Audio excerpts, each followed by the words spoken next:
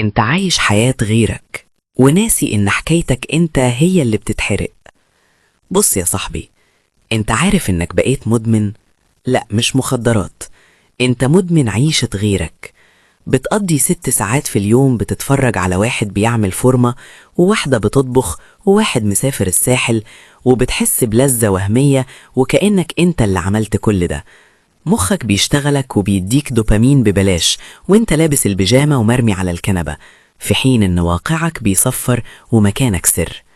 الحقيقة المرة انك بقيت مجرد كومبارس في جمهور نجاحهم، والجهل الحقيقي هو انك تضحك على نفسك وتفتكر انك كده بتثقف نفسك. انت بتستهلك مش بتنتج، بتتفرج بس مش بتلعب.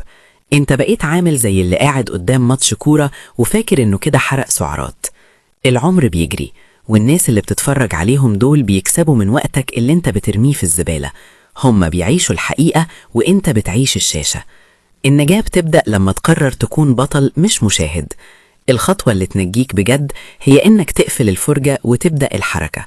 انك تغلط في تجربة حقيقية احسن بمليون مرة من انك تشوف مليون فيديو عن النجاح.